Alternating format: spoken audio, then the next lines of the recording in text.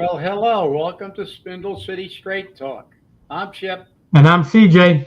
and it is Friday in the Riv. And what's up, Jeff? TGIF is right.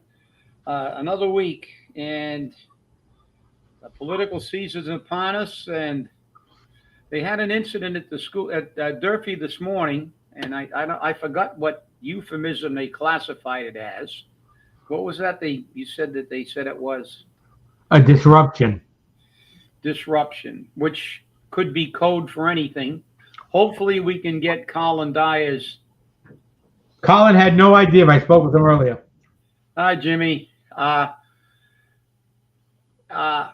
yeah, well, a disruption, which could have been a fight, could have been anything. And this is the problem. Again, we always see the lack of transparency. I actually called CJ. CJ got that quickly because I was actually in the line at New York Bagel on Ellsbury Street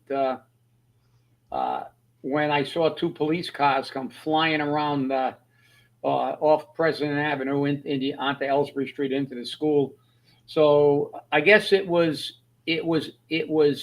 important enough to dispatch two police cars. The SRO officers, I assume, were on duty, but they had two regular police cars respond to the thing, and hopefully it didn't escalate, or we don't know what it is, and we never will, because the Fall River School Department will again cover up, and everything's beautiful over there. Hey, I called Colin and asked him about the AI program that the governor announced today. He had no idea. Of course, nobody knows, and he's a school committeeman. Why would we know? David, how you doing?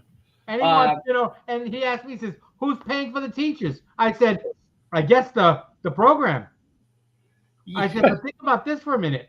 AI is a relatively new science." You can tell it's election season because we never get any information. For 6 years, we don't know how many lawsuits, how much money we've spent on lawsuits, what happened with Malone, what happened with anybody. We never get any information. Today's incident, we don't know. People with Durfee, with children at Durfee High School should be concerned. But what do we have time? Good evening, Fatima. So some of our regulars are on. TGIF. They had a press conference to have to make promotions in the fire department. Yes, they did. And why is that? The fire department that in 6 years has been running understaffed and is still running understaffed, but Paul Coogan decided to have it on his sixth floor. I was on a job for basically nearly 39 years, 38 and a half years. I was promoted a few times. We were promoted at fire commissioners' meetings. We were sworn in. They may have written it in the newspaper, but we didn't have any mayoral press conferences. So this is Paul's pathetic and weak effort to say, he's going to spin this as, see, I really care about public safety. I had a press conference. Have you brought them up to 200? No, you were not going to. You're never going to do it. You're talking about overtimes. We don't know where the status is on that. It's BS. And actually, it actually doesn't help the manpower, because the three individuals, and congratulations to those who were promoted, they earned it. They took a test. They got a grade. But those three people who were elevated to lieutenant are no longer firefighters. So we have three less firefighters in the complement of the Fall River Fire Department. This is the problem. Everything is for show during a campaign. Coogan is now going to say, "This is my sign to you. I really care about public safety." They had police. They hired some police officers, and everything now is a press conference saying, But is the police department getting more people? A lot more people. I think they put on 3 people. No, Is the fire department, is there any plan to get it up to full complement? They talked about a 5-year plan, a 10-year plan, 2 5-year plans, and it's all BS. Listen, let's look at the facts squarely. He's been in office for 6 years. How many promotions, how many people have been put on these departments without being on the 6th floor? This was an obvious and shameless politicalization of this just to make him look like he gives a damn. But, firefighters, lieutenants, captains, chiefs, part of the structure of the fire department. But the people who drag the hose, pull the ceilings, climb on the roof and chop the holes are firefighters. The NFPA standard requires that you have a number of firefighters on the apparatus, and it exceeds the number of officers because firefighters are necessary. Can you ask a question? Sure, Fatima. We always will try to answer questions. If you have a question, I was giving her a hint to ask her a question, but sure, ask it. So this is again these shameless things about just like now we're going to talk about paving Columbia Street. Oh, the Portuguese vote. Oh, look, I'm paving Columbia Street for you. I'm making a big deal out of promoting people. It's going to be on WSAR and everything else. Oh, you look at this. I love public safety. 6 years you haven't done a damn thing.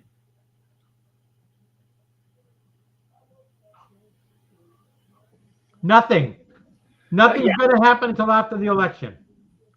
You're never going to hear a word about it until after the election. Colin just said Fall River on channel. Yes, I saw the interview, Colin. It was very good. They ruined it with adding Gabriel Amaral, but and as a matter of fact, Channel 12 knew that because they cut him off. I will tape it, Colin.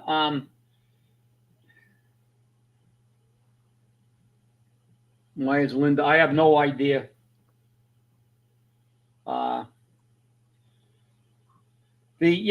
But these displays, I just want to remind, I don't have to remind you guys because you guys are always paying attention to what goes on.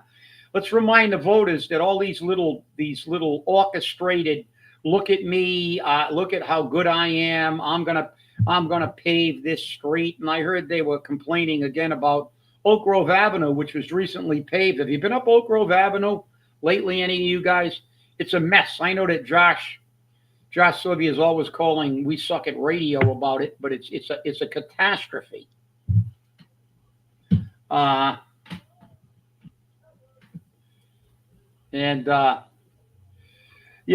These things about paving streets and everything that all mysteriously occur during an election season. Let's all put it back in perspective. Paul Coogan has been the mayor for 3 terms. Our fire department was undermanned from the day he stepped into office and until today, and it remains understaffed in spite of the fact that we had a catastrophic fire just a little while ago. And yes, I heard the accusation, Stevie, about a city employee allegedly taking down a sign. I also followed up because the candidate who made the accusation gave the DCM worker's name, so I followed up with that. And according to DCM, the sign was tied up with an easy tie to a stop sign, which they can't do. Okay? So we got 2 sides to the story. And to be honest, at this point, because it's an election year, I'll believe DCM. Sad to say, but it's true. Yeah. Well, what I'd like to see enforced is also to make sure that the signage is not just placed there without permission, because I know that Coogan historically in all these elections they have a list of properties that are really kind of derelict, and they stick them on vacant lots and every other thing. Exactly. And I see a sign on, I want to know if they've got permission to put it, but it's just uh, extremely puzzling that these Coogan signs appear on these Well, buildings that seem to be derelict. Well, well, they know that nobody's going to Carlos had complain. signs up. Carlos had signs up over on Laurel Street in Yep, Dwelly, yep, and he had permission. yep. He went by there, and his signs were gone, and Paul's signs were there. So Carlos called the owner, and he says, "Well, you can put your signs up there too." He says, "What happened?" He goes, "Well, the mayor called and kind of made me feel guilty and told me that I need to be careful, and so I Oh, told him to put his signs up." I need to be careful. That sounds like a veiled threat to me. I know, doesn't it? Sounds like a little extortion to me. You better be careful. And it's not the first time. We've had allegedly other people call us and say that the mayor called them when they showed support for anybody but him and said, what have I, what did I do? You have to support me. Well, you can support anybody you want. And they put signs up where they want. And you're right. That did happen to Carlos Caesar's signs, but they're notorious for putting them up. I know there's one on the Night Owl. I see it on the Night Owl every time I drive down Eastern Avenue, which is virtually, I don't know how many times a day, because I got to go up Eastern Avenue to get to my house. So this is nuts. Hey, Marcy, nice to see you. Yeah, I mean, this is what you got to pay attention to. And again, I'm very frustrated with not hearing a lot of talk about these kind of things, about real issues that count. And to do that, I'm going to give you an example let's talk about things that the people are upset about. I'll make this with the stipulation that I understand that sometimes when people are upset and they say they're pissed off and everything, you're right.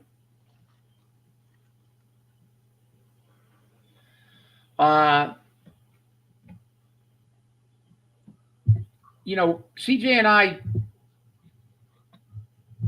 used to, we go out in the public a lot. Well, CJ's a little incumbent right now, unfortunately. But we get some of our best information from the coffee shops and places like that. Yeah, but I think it was because it was tied to a Stop traffic sign. sign. Yeah, so yeah, But I'll bet more governing that. But yeah, and I'll bet you that it would have taken a lot longer to get that sign down if it was a Coogan sign or one of his friends. But we get our information from coffee shops and places like that because we listen to what people say. And it was funny because I was in a laundromat the other day because my dryer broke down, and I'm getting a new dryer, but I'm gonna paint and freshen up the laundry area.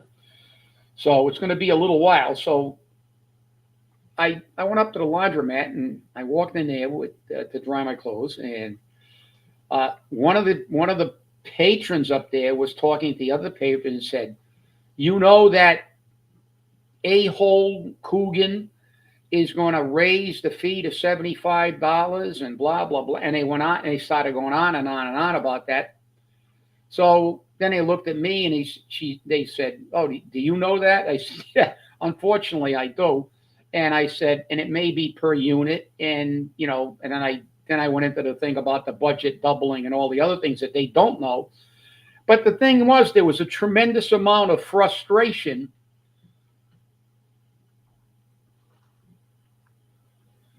Yeah, well, that's wrong, Michael. You can't be, you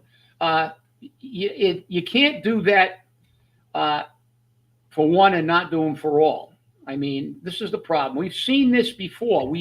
We know that even in his first and second election, there was a lot of sign issues with that. People, them taking signs down, ripping signs off. It's just not right. But to get back to that, they were talking about this and how pissed off they were at our mayor and how difficult it is for them to make a living and pay their rents and stuff. And so so we got into a little conversation. I gave him a few more facts, like the budget doubling and all the other stuff.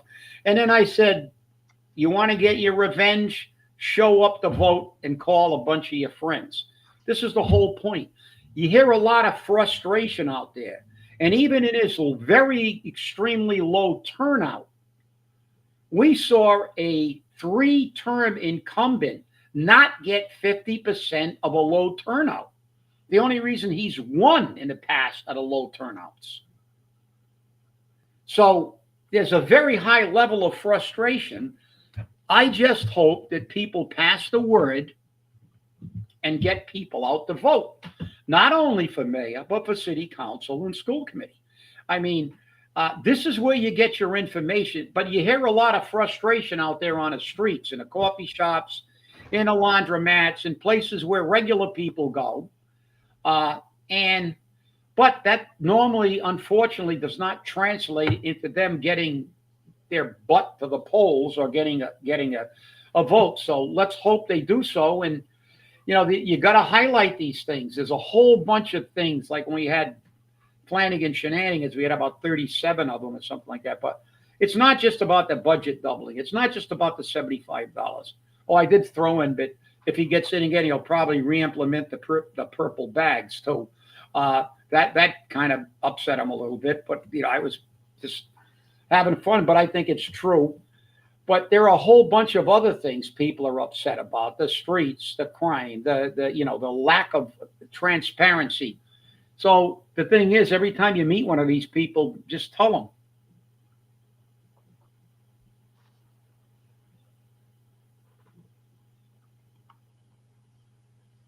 And tell them to get their friends and get to the polls. That's all we can do. Yeah, I got other things to do. Yeah, it takes like a half a day to vote. I mean, come on. It takes me a little longer to vote because I can't walk up the street to the fire station, walk in, get my ballot, mark it off, and walk back to the house. I have to actually get in my car now and drive to St. Anthony the Desert Church to vote. But that adds about another 5 minutes, 8 minutes to the exercise. Be grateful it's not BCC. Yeah, exercise. Yeah, which is really ironic. My cousin lives like a block and a half away from St. Anthony the Desert, and she has to go to up to BCC in the middle of their campus to vote, when she could actually walk to St. Anthony Desert Church like I used to walk to the fire station. But the thing is, I don't care where they put it, I'm going to vote, and that's the key. We got to get people to re-engage into it.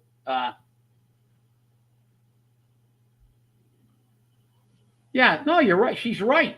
She's right, Linda. You know how many people CJ and I run into when they come up to us and all they do is complain and say this, and everything, and rant and rave, and then they don't show up at the polls. No, you're right. Right? They just, I don't know. It's to me, it's counterintuitive. I don't know how people can do that. No brains. Well, yeah, apathy, laziness. I don't know. But then look, at least if you're that bad, don't complain about because as you put in a flush not too long ago, we get the government that we deserve. If you don't show up to vote and you let a small minority of the registered voters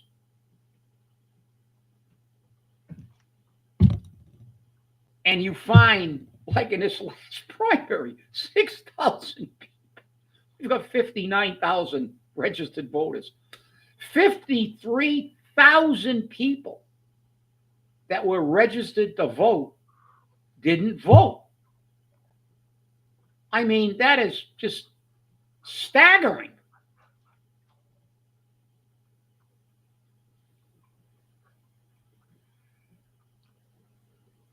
Yeah, well, you got some of the high rises now that have a lot of disabled people and the elderly population.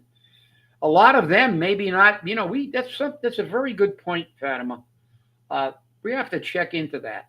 We're gonna have to check into that after this election to see how many of the elderly that used to vote in every election because they were done in their high rises don't vote anymore because they're not in the high rise anymore.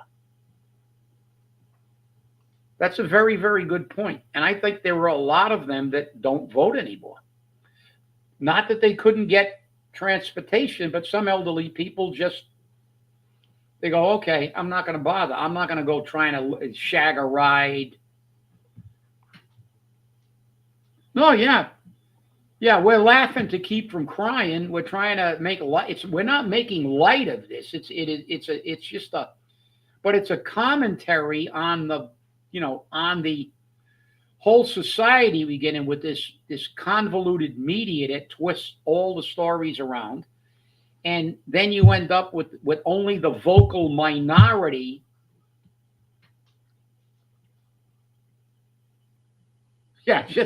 Exactly, Marcy. Yeah, just think you could be mayor of the city in a city of over 90,000, between 90 and 95,000, 4,000 votes.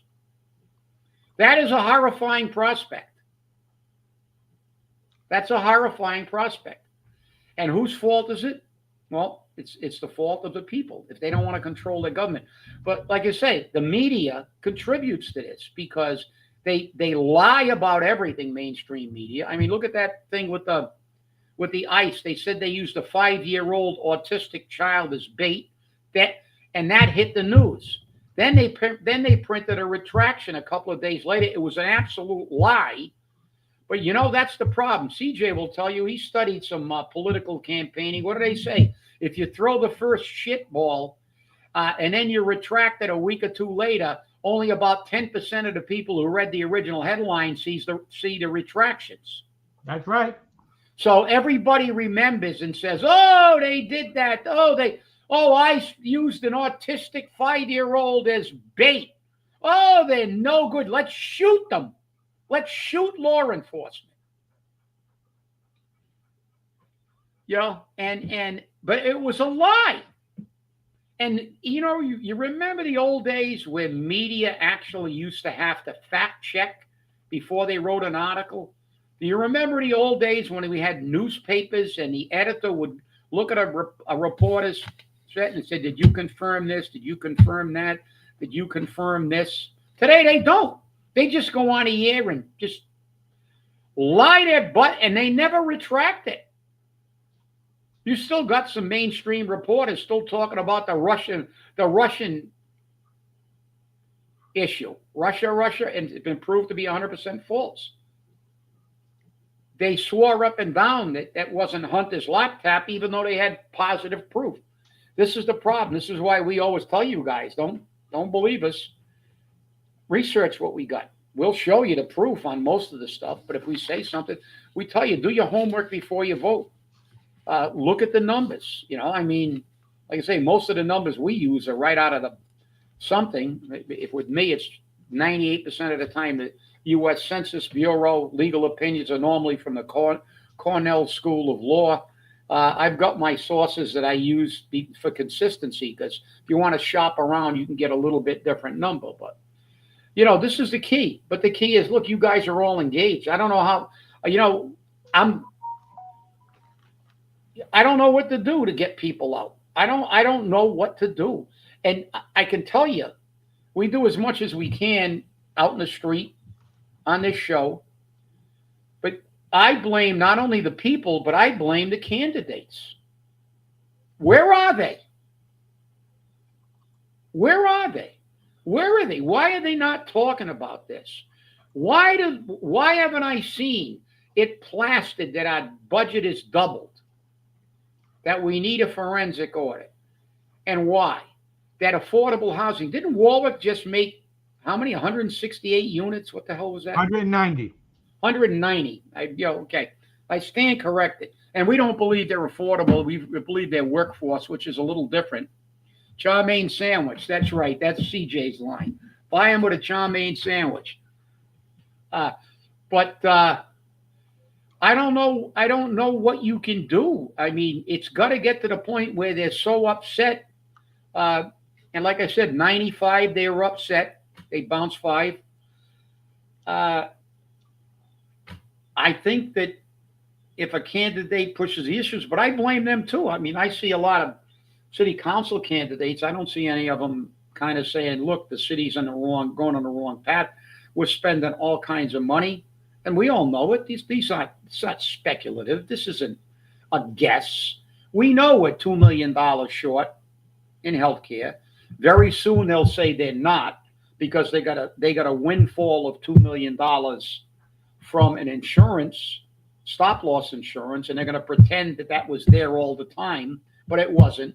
And those things you can't count because they are not in stone. You only get that when you have people that run over the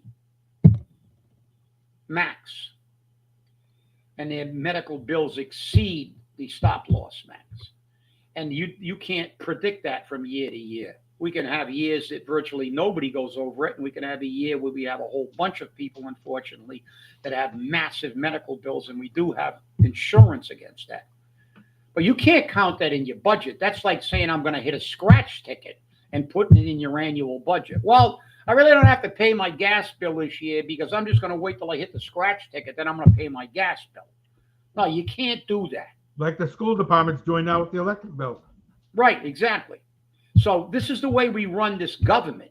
You can't run your house that way, but this is what they do. They keep telling you. Remember Bridget Almond saying when she was asked directly, how are you funding these pay raises? She said, and I'm pretty close to being, it's a quote, but I'm going to just say it's a paraphrase because I can't remember exactly.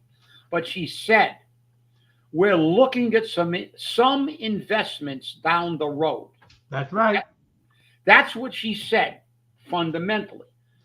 Can you run your budget like that? If you went to the bank and got a mortgage and you didn't have the money to pay the mortgage, and they said, well, how can you, we're looking at your pay stubs, we're looking at your annual income.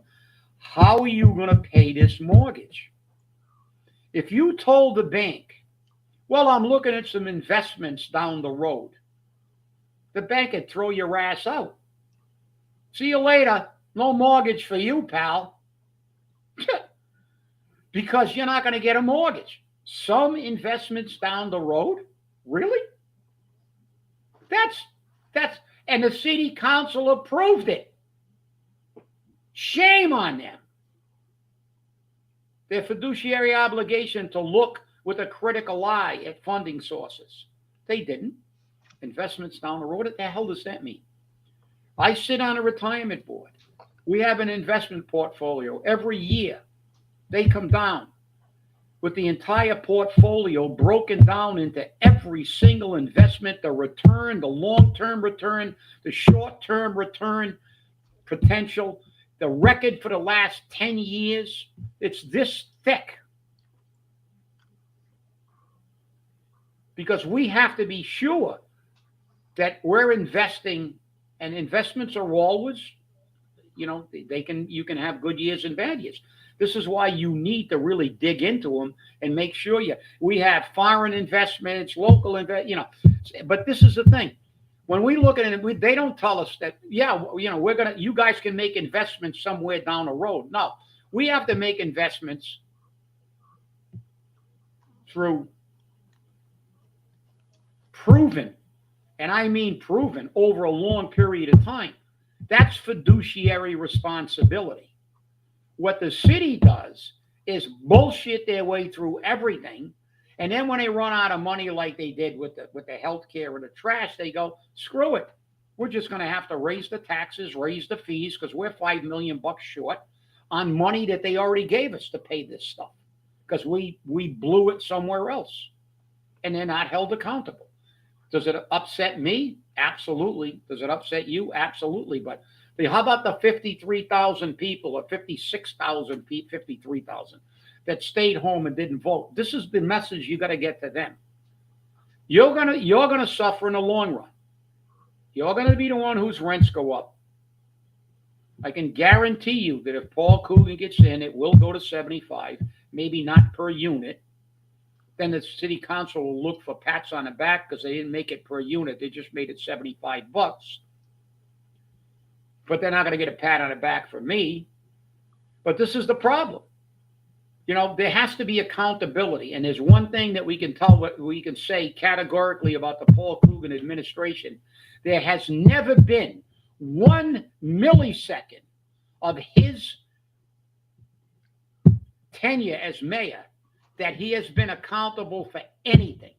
We have never gotten a straight number. We have never gotten an answer. We have never gotten any transparency for 6 years. And if you think that this guy deserves to stay there for another 2, and that doesn't get you pumped up enough to show up to vote, well, I don't know what will. With that, CJ. I hear you. Colin says the DCM may be lying. He said the sign was I posted it. Okay. And Colin, Justin, and Michelle, if your candidate did not have me blocked because he doesn't have a thick skin, his side of the story would be getting out there. He doesn't understand that. Well, we'll put it on if we know it, but we can't know it until somebody tells us. And I don't do Facebook anyway. But right. But like I said, they know people know how to contact me. Colin, listen. This is not something new. We've had problems with Coogan and signs through his entire tenure as mayor. We know about them pulling down various signs and Sutter signs and other signs, and it's typical. But there has to be accountability. But there's never any accountability on anything. And like I said, I'm concerned about what happened at Durfee today. If I had a child at Durfee, I would be very concerned. And I don't care what kind of euphemism they use to try to protect it and cover it up because it's an election year. I know what these Democrats do in these states and cities. New York City went to the extent to not consider when they wanted to reduce the number of shootings and bullets discharged all over the city, they wanted to reduce that statistic.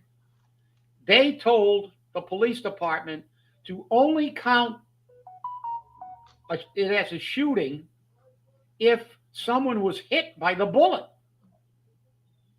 That's absurd.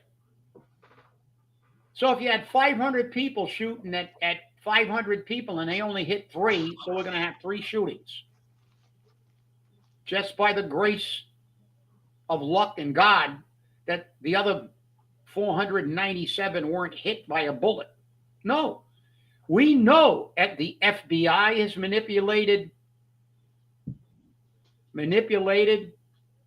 crime stats. Police departments manipulate crime stats just as fire departments manipulate fire run stats. There's a way to do it. Fudge it around. Change the metric. Well, now all of a sudden it's like Coogan. Coogan always had that. Yeah, you're right. Accountability is kryptonite to Coogan. Okay, man. I don't know if you put that one up because I'm too busy. Did you put this one up already?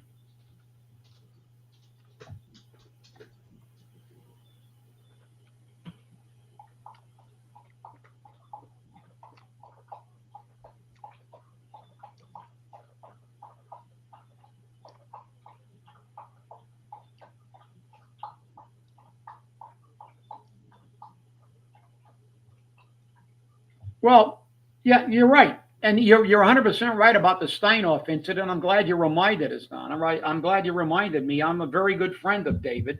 David and I go back a long, long way. As a matter of fact, he's my dentist. So, uh, yeah, they did that with Steinoff, and he was caught doing it. And of course, what happened to him?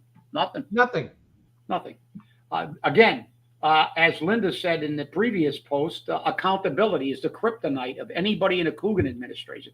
There is no accountability for anything. And to get back to that school incident, I don't care what they're going to make it a small incident. Well, was it a small incident because the SROs and then two Fall River police cruisers got there and de-escalated it? Kudos to the police department.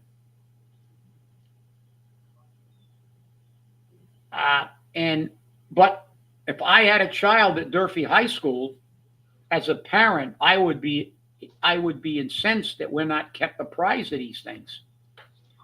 When there is an incident, they are obviously the teachers are paid to be educators, and they're overwhelmed with that job in Fall River. And I respect them for doing the best they can. We have far too many administrators, far too many supervisors, and what are they doing? They're also by their obligation under the law to not make the school not only an educational facility but a safe facility for the teachers and the students who occupy those buildings. So anytime there's an incident that escalates to the point where police have to be called, I think that the school committee, and I know that Colin would probably be in favor of this, and Kevin would, but I'm sure the rest of the mummies over there will go, "What are you, crazy? We can't tell them anything." I think that the school committee should tell the superintendent that any incident that requires a police response should be clearly investigated by the school committee and shared with the public if there's any danger to the students. To me, yeah, but again, the police department doesn't want to be investigated. They don't want their reports or how they respond investigated or looked at. And that's what would happen. Yeah, no, I know. But this is the problem. But again, who has to hold them accountable? We, the voters. We have to put in a mayor, put in city councilors, put in school committee people to help Colin and Kevin to get these things become part of the requirement. Because New York City, just not too long ago, it was exposed that they had actually a police supervisor tell a police officer to take an attempted murder case and not put it in as an attempted felony, put it in as a misdemeanor simple assault. So how can you trust anything? There's no oversight, no accountability. Do you remember the good old days when they used to print all the arrests of the Fall River Fire Department in the Herald News? CJ? What was that? You remember when they used to print all the arrests and everything? Yes, I do. Yeah, and that's when you could use the Herald News as an actual newspaper, not a birdcage liner. So that's why the Herald News is not there. Yeah, listen, we have to make a change, Taylor. We have to make a change. I mean, it's that simple. I mean, I don't know how long this train wreck is going to be allowed to stay on the tracks. Because this guy has done nothing except destroy the city. Double the budget with no visible improvement in the quality of life for the average citizen of Fall River. No improvement in the school department. And it's like, we have to do this. We have to listen. And I've always said, I don't care if someone will say, "Oh, the other candidates aren't that great." Well, how do you know? Put them in office. Maybe if they like it there, they'll do the right thing. If you realize if they don't do the right thing, you bounce them out. That's the whole thing about getting to the polls. And listen, it's happened to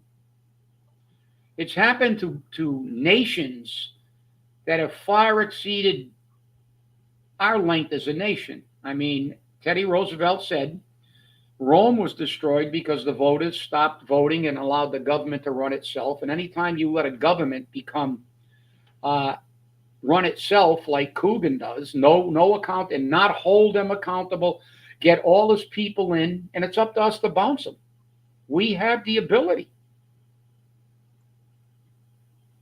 Yeah, you're right. It should be 2 and out if you don't do the job. If you don't do the job, and Mark Twain, Samuel Clemens said, you should change politicians like diapers, and for the same reason. They have to be changed often for the same reason because they're full of shit. And Mark Twain was right. A few hundred years, 150, 200 years ago, Mark Twain was right. Everybody used to make fun of politicians. Uh, there were comedians in the old days.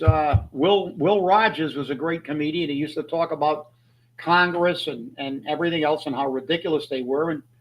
But you know something? In those days, people voted, and yeah, no, Mark Twain said it. I can't take credit. It's really funny. But a lot of these people have actually told us the truth. The thing that baffles me is why don't the people listen and get upset like we do, like you guys do? I don't know. Like when Reagan said, you know, the government spends money like a drunken sailor, but the only difference is a drunken sailor spends his own money. I think that hit it right on the head. Paul Coogan is spending our money, and he wants more of it. Hello, Adeline. Uh, but this is the thing. He's doubled our budget, $600,000 in pay raises in a budget that we're $5 million in the hole for things that we already paid for. Do you think that that's the action of somebody who gives a damn about you and your tax dollars and your rent? No, absolutely not. It doesn't make one bit of sense.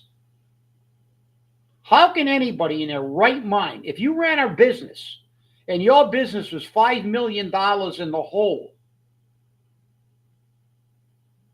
would you put in over $500,000 in pay raises for your people? No, you'd be going back saying, oh, no raises. Matter of fact, you may have to take a pay cut if you want to keep your job because we just can't afford it. We're going to go out of business. But you see, Paul Coogan never goes out of business as long as we allow him to be mayor and use us as an ATM machine.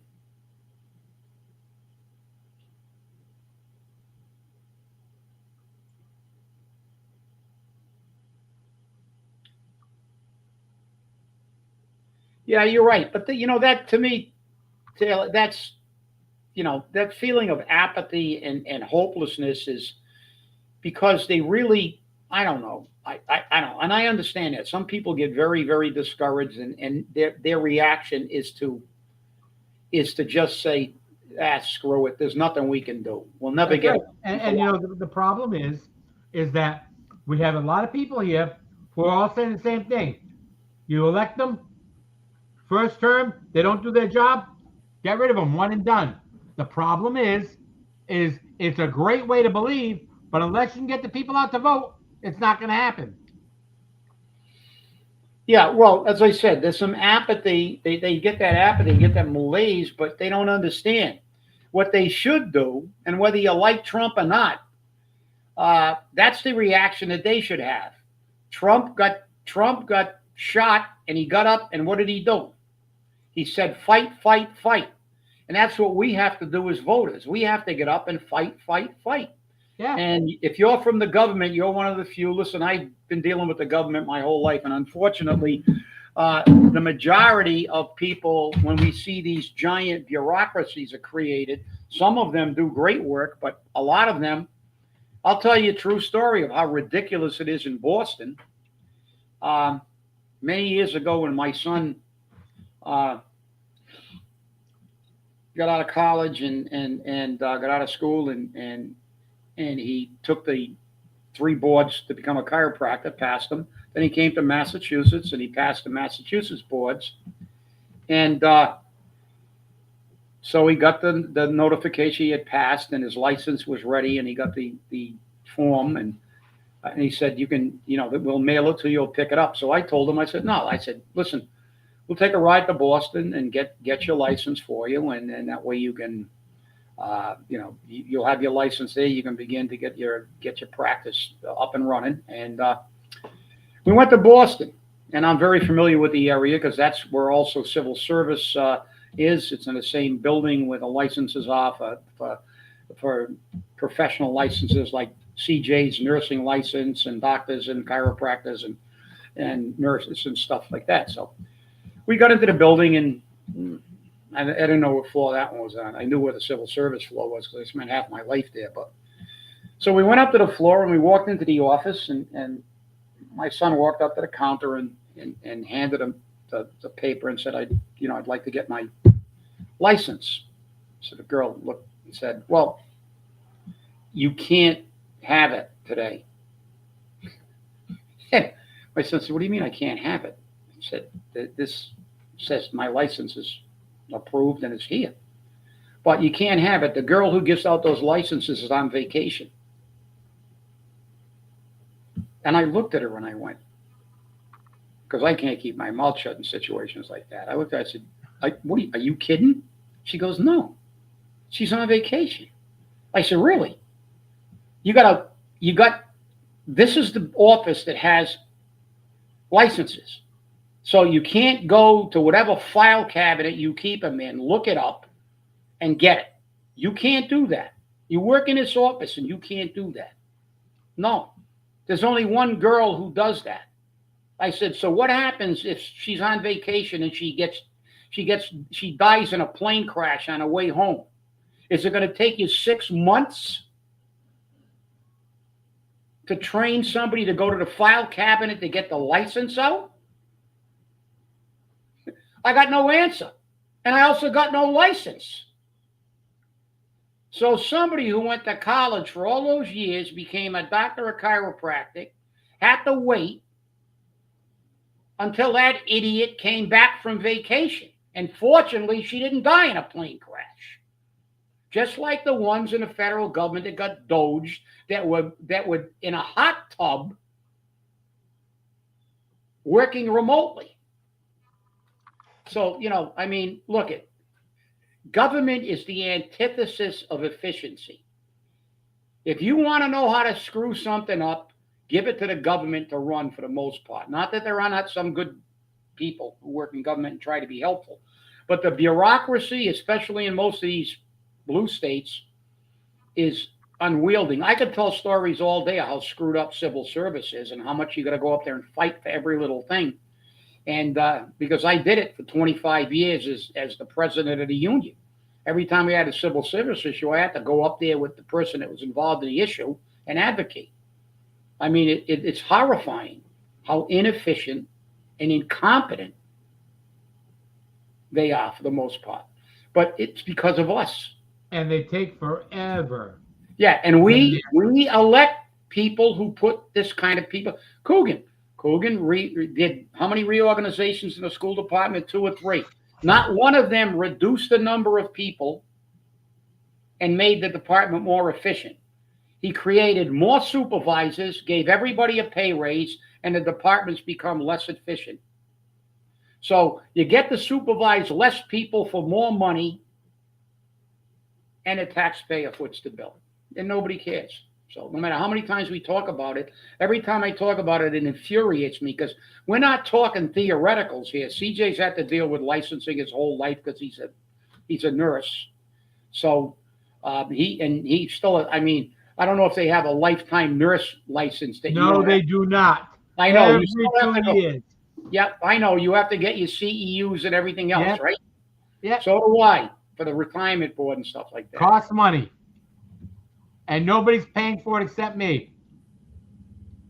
That's right, Adeline. That's right. They could care less about the people. It's all about power and money. Isn't it ironic that all these senators and Congress people, they're making I don't know, 75,000, 100 and some thousand senators. I don't know what they're making, but they're all multimillionaires. After the first year in office. Yeah, and you got some of them that never had a real job. Right. Biden never had a real job in his life, except maybe a lifeguard when he was in high school when he beat up Corn Pop, he said, but I don't believe that story. But that's okay. But he never had a real job. And all he had was, he was a senator, his entire career he became VP.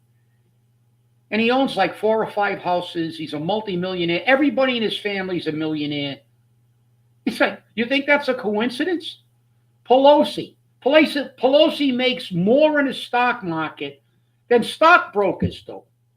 You think she's that brilliant? I don't think so. They locked up, what's her name? The woman there. I can't think of it. The one that does the crafts and stuff like that for insider trading. Martha Stewart. Right. They locked Martha Stewart up for insider trading. There's no one with more insider trading than our government officials, because they spend 50% of their time collecting funds for their party, 49% of their time collecting funds for themselves, and the other 1% of the time getting themselves rich. As a matter of fact, I think the woman who is running for governor in New Jersey against a Republican is a congresswoman, I believe, or a senator. Jersey, but she is in Washington. She's only been that, and she made $7 million in stock trades last year. Well, it's interesting because I keep hearing about a bill pending in Congress to restrict congressmen and senators and the president from trading stocks, including their family members. Yeah. And they would have to divest themselves, but nothing's happened. I wonder why. They've been talking about that for like 30 years. Right. I wonder why. Yeah. Every time somebody exposed Pelosi or Schumer or anybody, yeah, you're right. You're right, Adeline. It's up to take back our country, and as we haven't mentioned Athens, Tennessee in a while that we were alerted to, something I didn't know. A little bit of history that you would not know it unless you probably knew something about Tennessee and were in that. But that's what happened. They took the government over in Athens, Tennessee. A bunch of veterans organized. Yeah, they present themselves as one of us. Well, then, they're only one of you when it's election time. It's like, now we're going to make the promotions and put them on TV, because now we're going to extrapolate that means you're in favor of public safety. Well, that doesn't mean that. 6 years, you haven't brought us up to compliment. So. Well, Chip has said it numerous times. Take a senator, put him in a triple decker, put him on the second floor between a crackhead and a whore. You're all set. That's right. See how long it is before they change their perspective. That's right. Yeah, they don't care. Like the movie actresses. Now, I'm going to move out of the United States because it's so terrible. Well, if you were living in a tent and you did something besides get paid millions of dollars for impersonating someone else, because obviously you don't have any ability to have your own identity, because people like that have a difficult time becoming an actor. I mean, we did have a few of those actors that existed. You think John Wayne could play like a somebody that was really not masculine? The Duke always played, the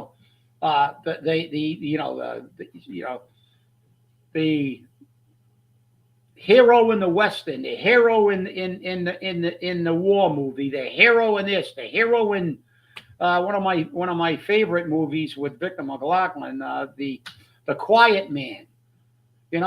That's the kind of part he played. You looked at like Clint Eastwood. You can't see Clint Eastwood playing the movie that Dustin Hoffman when he played that movie that he impersonated a woman and got away with it. Tootsie.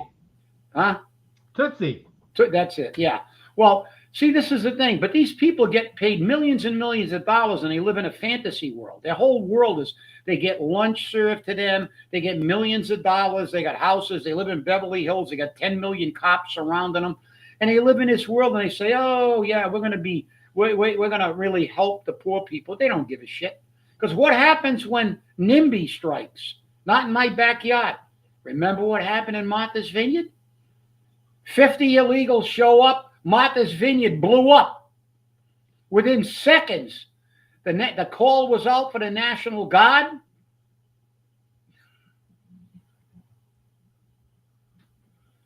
Yeah, I did, Stevie. I'm a big boxing fan. Yeah, I knew that. Yep, he was. You're right. That's a fact that a lot of people don't know. Yep. Yeah, he was Tommy Morris. He was Tommy Morris. Yeah, he was. You're right. He was related to the Duke, and yeah.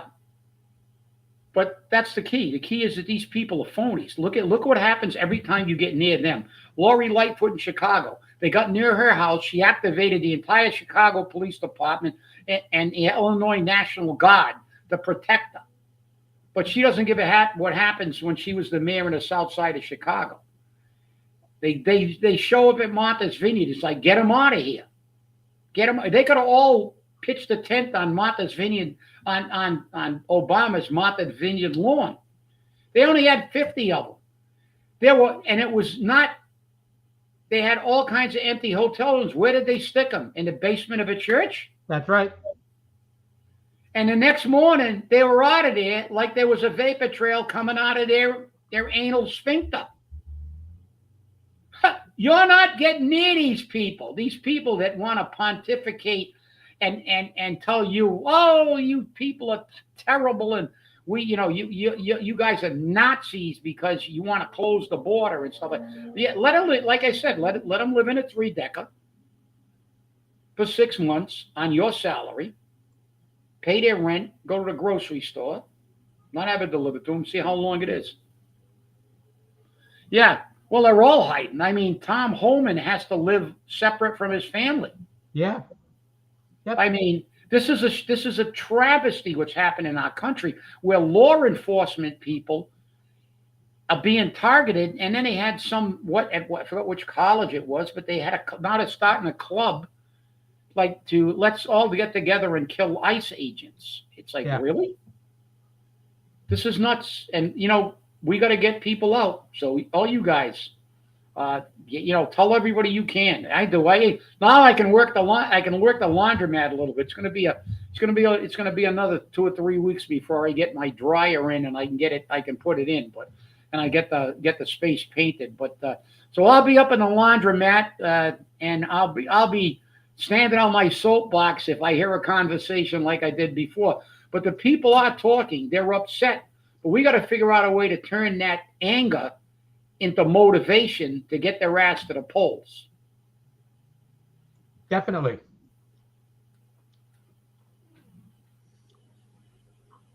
Yeah. The guy that ran on term limits 50 years ago. Yeah, he's been in there since Abraham Lincoln was in office, and he said he was running on term limits. That's it. Well, I have an announcement to make. Clara Fallon, former chief legislative aide for Alan Sylvia of the 7th Bristol District, passed away this morning at 79 years old. She died from a fight with cancer. Clara's wake will be Wednesday, 4 to 7, at the Waring Sullivan Funeral Home on Winter Street. So if you'd like to go pay her family your respects, you can feel free to do so. Clara was a fighter, that's for sure. And she fought a couple of times between Chip and I. So it was definitely very interesting. Yep. All the time. So just keep that in mind. I want to thank you all for watching.